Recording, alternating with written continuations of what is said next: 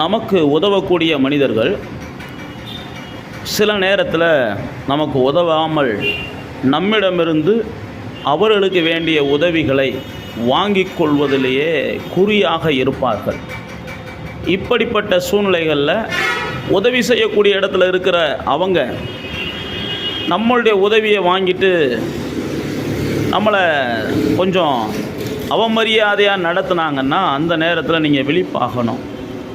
ஏனென்றால் இதனால் உங்கள் வளர்ச்சி தடைப்படுகிறது என்பதை நீங்கள் அந்த நேரம் உணரணும். உங்கள் வளர்ச்சி தடைப்படுவதற்கு காரணம் நீங்கள் ஏற்கனவே பலவீனமாக இருக்கிறீங்க, அவங்க பலமுள்ளவங்களாக இருக்கிறாங்க.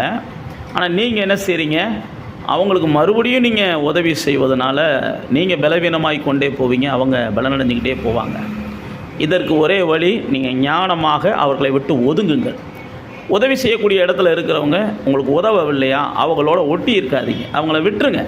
நீங்கள் உங்கள் வாழ்க்கையை நோக்கி பயணம் பண்ணுங்கள். ஆண்டவர் உங்களுக்கு புது வாசல்களை திறப்பார்.